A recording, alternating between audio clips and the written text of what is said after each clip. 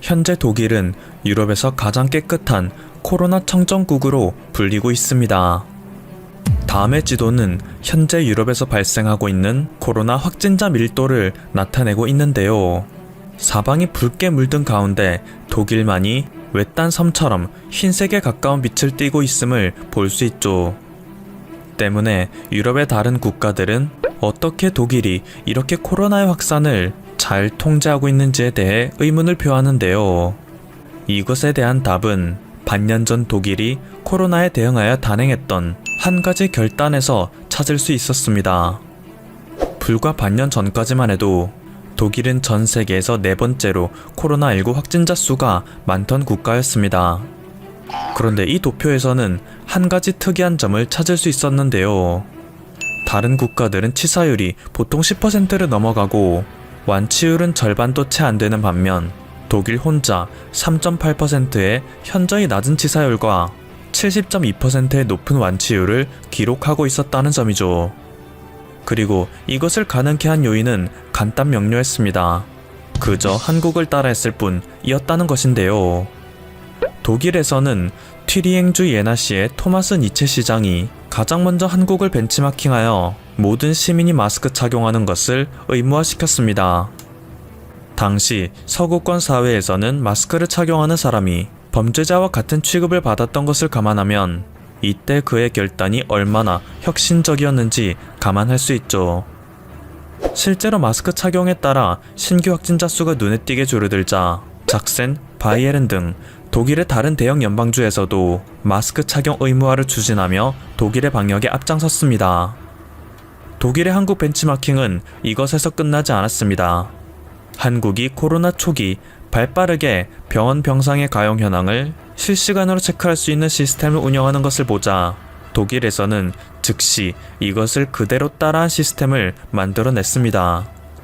그래서 결국 다른 나라와 다르게 의료 붕괴가 일어나지 않았던 것이죠. 오히려 이들의 병상은 여유로운 수준이기 때문에 사용 가능한 병상이 있음을 나타내는 초록색 표시가 이 지도에서 무수히 널려있는 모습을 확인할 수 있습니다. 이 때문에 독일과 완전히 다른 상황에 처한 네덜란드, 프랑스 등에서는 자국에서 코로나 환자를 수용할 병상이 부족하여 독일로 긴급 이송하는 현상도 벌어지고 있죠. 코로나 사태가 발발한 지 7개월이 넘었는데 유럽의 대표적인 선진국들은 아직까지 의료 붕괴의 늪에서 헤어나오지도 못하고 있는 실정인 것입니다. 그런데 이러한 독일에게 숨겨진 충격적인 사실이 있습니다. 특히 지금 영상을 보고 계시는 여러분께서 알게 되신다면 입이 떡 벌어질 만한 사실인데요. 다음은 현재까지 독일과 대한민국의 코로나 현황을 비교한 그래프입니다. 대한민국은 매우 안정적으로 코로나를 통제하여 완만한 그래프를 그리고 있는 반면 독일은 코로나 청정국이라는 말이 무색하게 대한민국의 수십 배 수준의 확진자 수와 미친듯이 가파른 그래프의 곡선을 보여주고 있죠. 실제로 독일은 아직까지 1일 최대 2만 명가량의 신규 코로나 확진자가 발생하고 있는 국가입니다. 우리나라가 현재 100명도 안 되는 신규 확진자가 나오는 것을 감안하면 독일과 한국의 방역 능력 차이가 얼마나 큰지 실감할 수 있는데요. 그만큼 현재 전 세계는 사실상 대한민국을 제외한 모든 국가들이 코로나의 3차 확산 국면에 카운터를 맞은 상태입니다. 이제는 방역 대책에 손을 놓은 국가들이 대부분이기 때문에 얼마 전에는 전 세계에서 코로나 신규 확진자 수가 무려 54만 4천 명을 기록할 정도였죠. 지금 유럽은 말 그대로 대환장 파티 중입니다. 이탈리아 같은 경우에는 사태 확산 초기 독일이 한국을 벤치마킹하여 사태를 효과적으로 통제하는 것을 보자 자신들도 한국의 모델을 도입하기도 했었는데요. 그럼에도 이탈리아가 코로나와의 전쟁에서 참패한 요인에 대해 월터 리치아르디 이탈리아 보건부 자문관은 다음과 같이 설명했습니다. 이는 지난 19일 발간된 현지 매체 라 레푸블리카에서 인터뷰된 내용이죠. 이탈리아와 한국의 그래프를 비교할수록 이탈리아는 한국의 대응 전략을 따라야 한다는 확신이 들었다. 그래서 우리는 다양한 영역의 전문가들을 모아 한국의 모델을 연구하는 태스크포스를 가동했고 드라이브 스루 시스템과 확진자 동선을 추적하는 스마트폰 앱 등 특정 선진 시스템을 조속히 도입했다. 하지만 그럼에도 불구하고 이탈리아는 실패하고 말았다. 이탈리아와 대한민국 사이에는 결정적인 차이점이 있었는데 그것은 바로 두 국가의 국민성이 전혀 다르다는 것이었다 라며 이탈리아는 한국을 절대 따라할 수 없다 한탄했습니다. 실제로 이탈리아에서 한국을 따라서 만든 동선 추적 어플의 경우 사용하는 국민이 전체 국민의 10%도 되지 않았으며 다른 유럽 국가들과 마찬가지로 모든 국민들이 지난 여름 동안 코로나 시국은 개의치 않고 모두 휴양지에서 휴가를 보내고 파티를 개최했기 때문에 이탈리아는 코로나 국면이 진정되기는커녕 오히려 더욱 가속화되었다고 하죠. 본격적인 혹한이 시작된 북유럽의 상황은 더욱 심각합니다. 북유럽 국가 중 하나인 스웨덴은 사태 초기 다른 국가들과는 다르게 집단 면역이라는 도박을 하여 전 세계의 주목을 받았었는데요.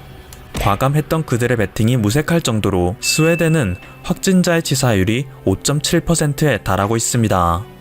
이웃 국가인 노르웨이의 1.7%, 핀란드의 2.6%보다 훨씬 높은 수치이죠. 심지어 안일했던 그들의 태도로 인해 이전에는 볼 수 없었던 변종 바이러스도 출몰하고 말았는데요. 스웨덴의 이웃 국가 노르웨이에서는 지난 19일 변종 바이러스 확진자가 대거 발생했다라는 기사가 현지 매체 더 로컬을 통해 보도되었습니다. 기존의 유럽에서 창궐하고 있던 코로나 바이러스보다 훨씬 높은 감염력을 보이는 이 바이러스는 노르웨이의 트로네임시에서 발견되었는데요. 이곳은 스웨덴과 직통으로 연결되어 있는 도시이기 때문에 노르웨이 보건당국에서는 이것이 스웨덴으로부터 넘어왔을 가능성이 높다 보고 있는 것이죠. 이렇게 상황이 점점 심각해지기만 할 뿐이자 유럽에서는 또다시 한국의 모습에 집중하기 시작했습니다. 국민과 기업, 정부가 합심하여 위기를 극복하고 있는 대한민국이 구체적으로 어떤 대응책을 마련하여 사회 구성원 간의 마찰을 최소화시키고 있는지 보는 것이죠. 우선 기업의 현황입니다. 다음은 얼마 전 한국의 삼성전자가 신제품 공개 행사를 진행한 부스의 모습인데요. 이때의 높은 방역 수준은 유럽 국가들로 하여금 유럽의 기업들은 첨단 기술뿐만 아니라 방역 대책 역시 한국의 삼성전자를 따라야 한다 라는 목소리를 내게 만들고 있습니다. 삼성전자에서는 이 작은 공간의 부스에 입장하는 것조차 모든 고객들이 방역 설문지를 완성하도록 요구하고 있었습니다. 최대 3명의 고객들만 입장 가능하게 하여 사회적 거리두기를 실천한 것은 당연했죠. 또한 부스의 직원들은 일정 시간마다 바닥에 깔린 파란색 카페트를 새 것으로 교체하였고 전시된 제품들 또한 꼼꼼히 소독하는 모습을 보였습니다. 코로나 방역에 앞장선 기업은 대기업뿐만이 아닙니다. 코로나가 확산되던 초기 해외의 수많은 국가들이 집중하던 한국의 발명품이 있었는데요. 에스컬레이터의 손잡이에 부착하는 살균 장치가 바로 그것이었죠. 한국의 중소기업 클리어윈 코리아는 2015년 에스컬레이터 손잡이 레일에 부착하는 살균 장치를 개발했습니다. 하지만 막상 그 당시에는 수요가 충분하지 못해 발명 후 5년간은 적자 신세를 면치 못하였는데요. 코로나 사태가 터졌을 때 클리어윈 코리아는 이 기술이 코로나와의 전쟁에서 큰 역할을 수행해낼 수 있을 것이라 믿어 의심치 않았습니다. 그래서 적자의 늪에 빠져 있었던 당시의 상황에서도 자사의 제품을 공격적으로 생산하였고 열심히 발품을 팔아 한국의 곳곳에 제품을 설치하였죠. 그래서 한국에서는 사람들이 많이 모이는 장소에서도 방역의 필수 요소 중 하나인 손소독을 어렵지 않게 할 수 있었던 것인데요.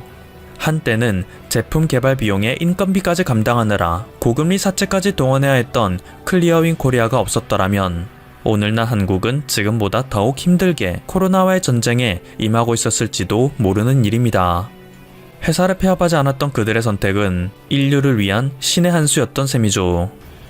한편 국가적 차원에서 한국이 이번 사태를 수월하게 극복할 수 있었던 근본적인 원인에 대한 탐구도 이루어지고 있는데요.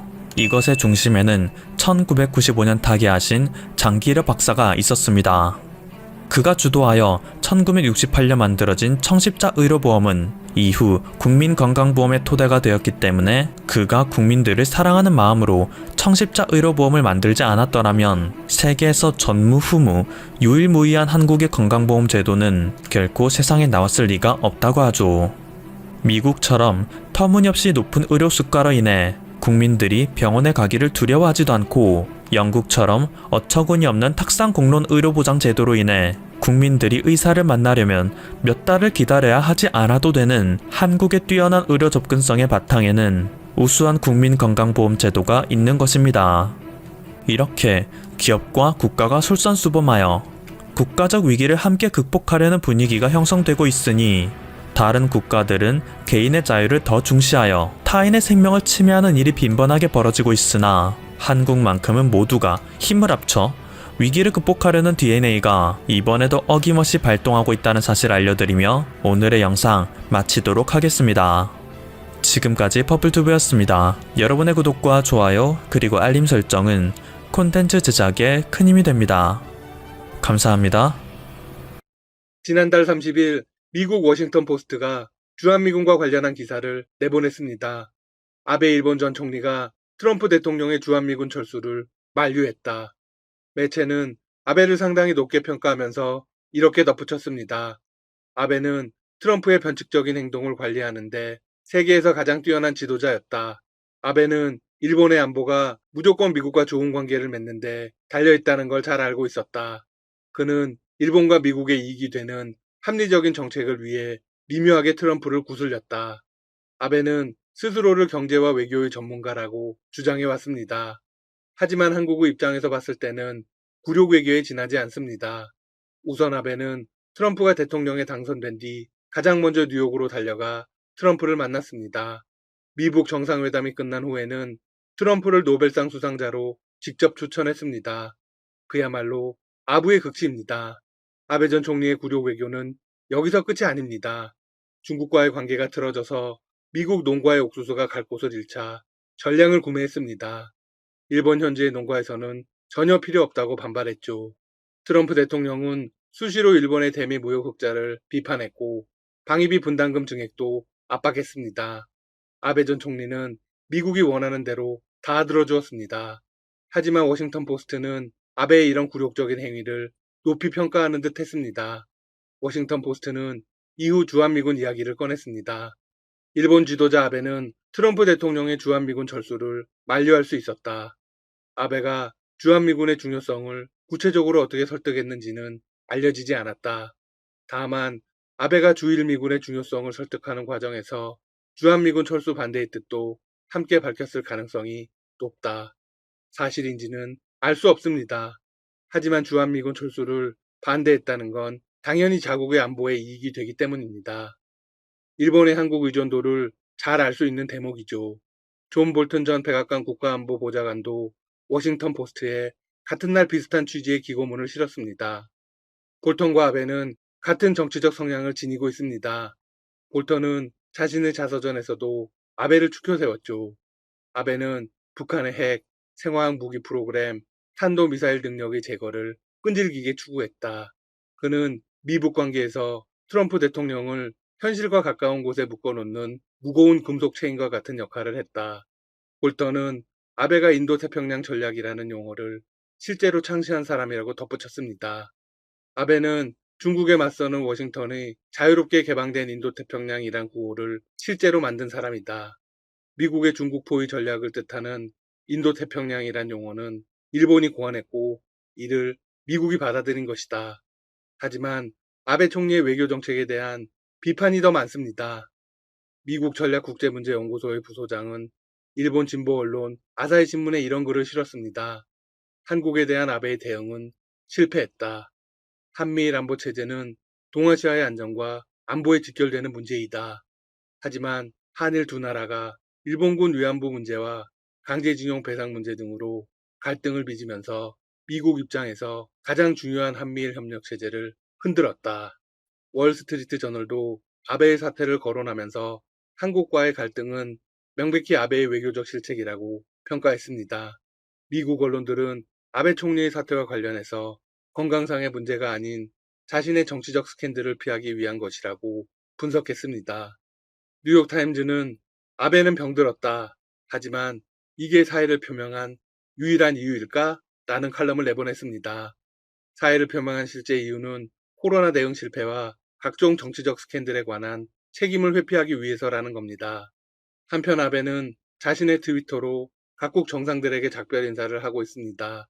하지만 한국의 문재인 대통령과는 어떠한 인사말도 남기지 않았습니다. 트럼프 대통령은 사퇴를 발표한 날 트위터에 이런 글을 남겼습니다. 방금 내 친구이자 곧 사임을 앞둔 아베 총리와 멋진 대화를 나눴다. 아베는 친절한 감사의 말로 경의를 표해줘서 고맙다는 답글을 달았습니다. 이후 호주 총리, 영국 총리, 캐나다 총리, 인도 총리 등 16명의 세계 각국 정상들에게 작별 인사를 보냈다고 합니다. 하지만 문 대통령에게는 인사를 건네지 않았습니다.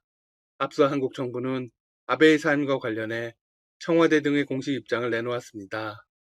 한편 한일 양국의 정치적 변화가 생기면서 여러 변화들이 일어나고 있습니다.